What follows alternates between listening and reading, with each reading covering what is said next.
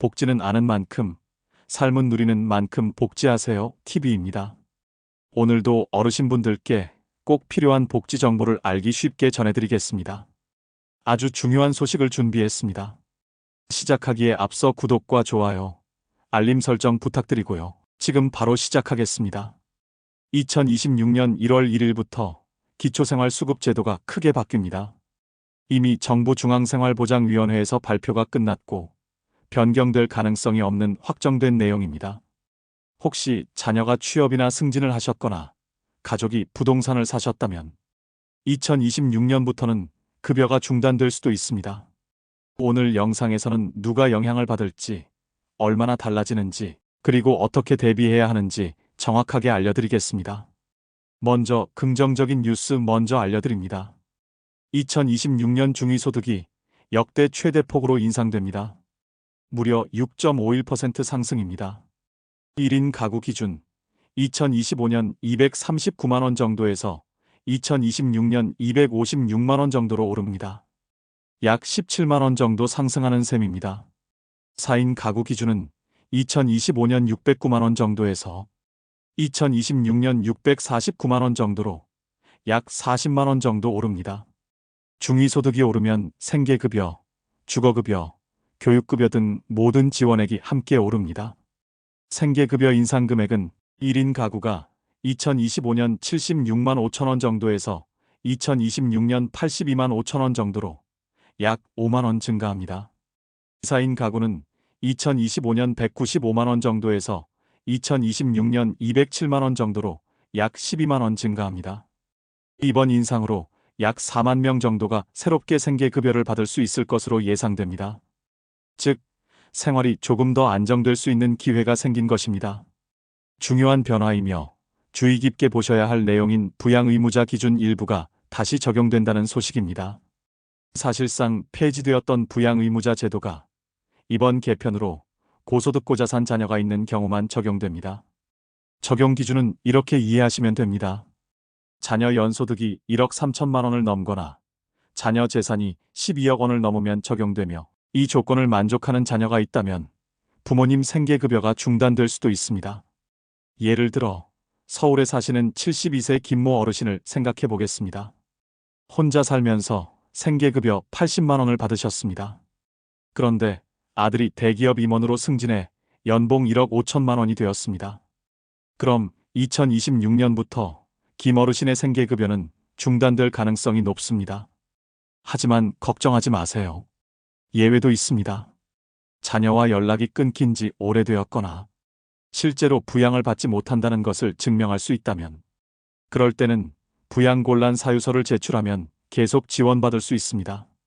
사실은 주민센터에서 양식을 받아 작성하시면 됩니다. 다음은 2026년에 또 하나 중요한 변화는 근로능력자 관리 강화 소식입니다. 만 18세에서 64세까지 근로가능 연령에 해당하는 분들은 자활사업 참여가 의무화됩니다. 참여를 계속 거부하면 생계급여가 중단됩니다. 고용센터 면접에 불참하면 마찬가지로 지원이 끊길 수 있습니다. 직업훈련도 이유 없이 거부하면 탈락 대상입니다. 쉽게 말하면 일할 수 있으면 일해야 한다는 원칙이 더 강화되는 것입니다. 다음은 좋은 소식으로 자동차 기준 완화 소식입니다. 자동차 기준이 완화되어 기존보다 더 많은 분이 지원받을 수 있습니다. 이전에는 1600cc 이하 200만 원 미만만 자동차만 인정되었으나 2026년부터는 2500cc 500만 원 미만까지 일반 재산으로 인정됩니다. 다음은 다자녀 가구의 자동차 혜택으로 자녀가 2명 이상이면 2500cc 미만 자동차도 일반 재산으로 인정되며 생업용 자동차로 택배, 배달용 차량, 농기계 등은 계속 재산 산정에서 제외됩니다. 소형 승합차와 화물차는 일반 재산 환산율 적용을 받습니다. 다음은 청년과 노인 근로소득 공제 확대 소식입니다. 청년과 노인분들께도 좋은 소식이죠. 34세 이하 청년들에게 근로소득 공제가 확대됩니다. 예를 들어 월 100만 원을 벌면 72만 원을 공제받아 실제 소득 인정액은 28만 원만 계산됩니다. 60세 이상 어르신들은 근로소득 공제가 20만 원 추가되어 30% 공제됩니다. 즉 일한 만큼 더 많은 혜택을 받을 수 있도록 조정되었습니다. 다음은 주거급여와 교육급여 인상 소식입니다. 기준 임대료가 지역별로 1만 7천 원에서 3만 9천 원 인상됩니다. 자가 가구 수선비도 133만 원에서 360만 원으로 인상됩니다. 교육급여는 초등학생은 50만 2천 원, 중학생은 69만 9천 원, 고등학생은 86만 원으로 평균 약 6% 인상됩니다. 어르신들께 중요한 의료급여 소식입니다. 의료급여 본인 부담 기준은 현행 유지됩니다. 단, 연간 외래 진료 365회 초과 시 본인 부담 30%가 적용됩니다.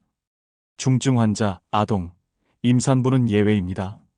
위의 지원 여부에 어르신들께서 영향받는지를 확인하는 방법으로는 신분증과 관련 서류를 지참하셔서 사시는 동네 주민센터를 방문하셔서 상담받아 보시고요. 복지로 홈페이지에서 모의 계산도 가능하며 보건복지 상담센터 129번에 전화하셔서 전화 상담도 가능합니다.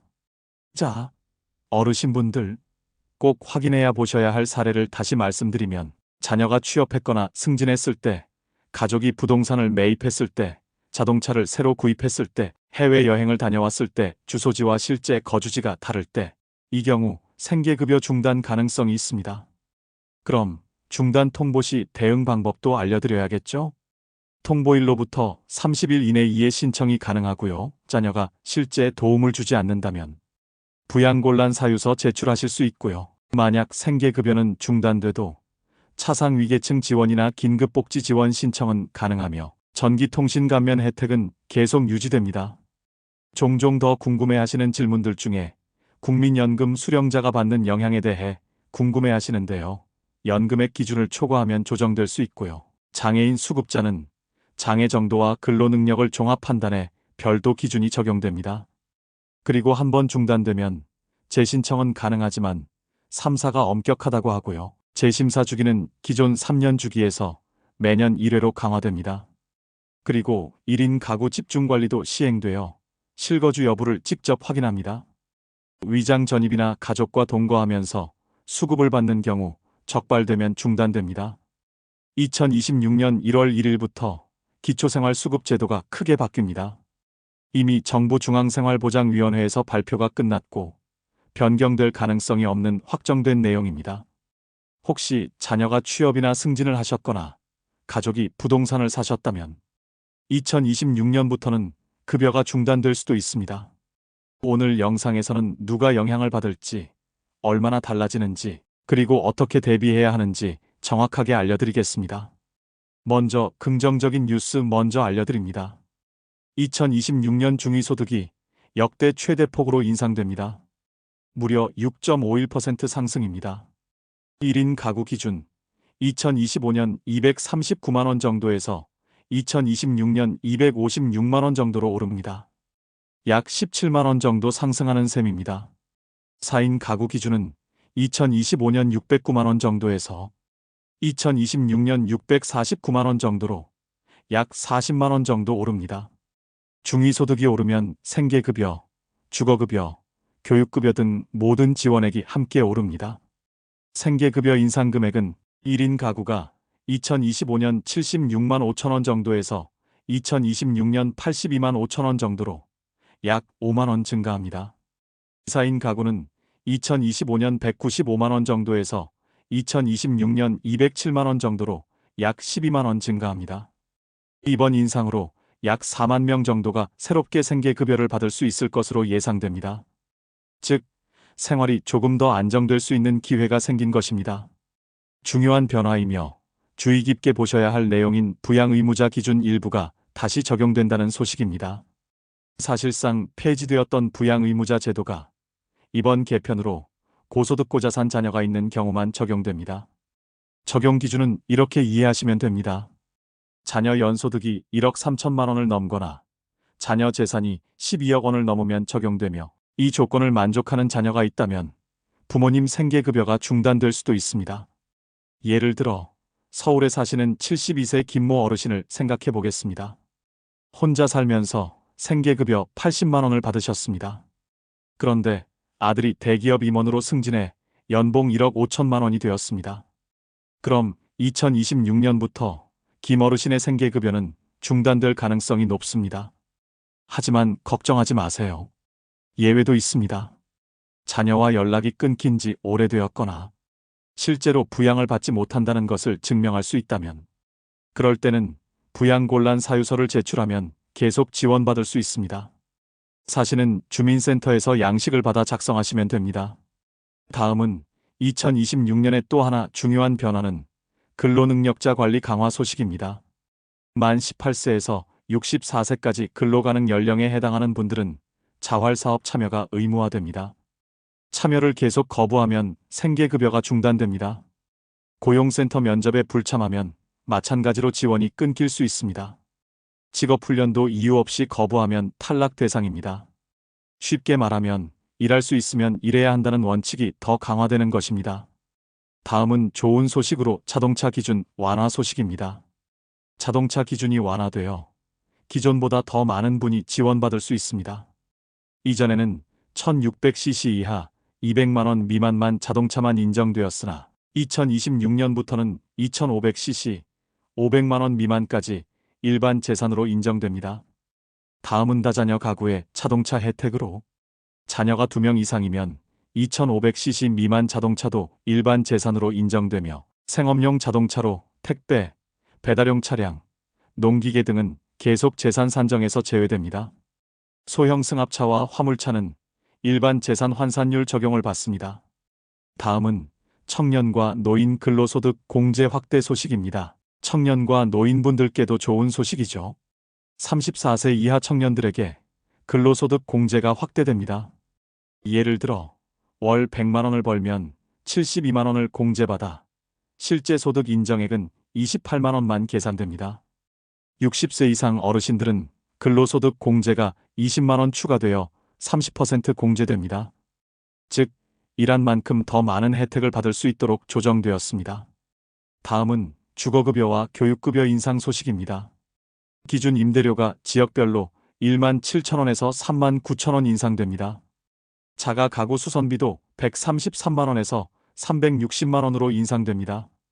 교육급여는 초등학생은 50만 2천원, 중학생은 69만 9천원, 고등학생은 86만원으로 평균 약 6% 인상됩니다. 어르신들께 중요한 의료급여 소식입니다. 의료급여 본인 부담 기준은 현행 유지됩니다. 단, 연간 외래 진료 365회 초과 시 본인 부담 30%가 적용됩니다. 중증 환자, 아동, 임산부는 예외입니다. 위의 지원 여부에 어르신들께서 영향받는지를 확인하는 방법으로는 신분증과 관련 서류를 지참하셔서 사시는 동네 주민센터를 방문하셔서 상담받아 보시고요. 복지로 홈페이지에서 모의 계산도 가능하며 보건복지 상담센터 129번에 전화하셔서 전화 상담도 가능합니다. 자, 어르신분들 꼭 확인해야 보셔야 할 사례를 다시 말씀드리면, 자녀가 취업했거나 승진했을 때, 가족이 부동산을 매입했을 때, 자동차를 새로 구입했을 때, 해외여행을 다녀왔을 때, 주소지와 실제 거주지가 다를 때, 이 경우 생계급여 중단 가능성이 있습니다. 그럼 중단 통보 시 대응 방법도 알려드려야겠죠?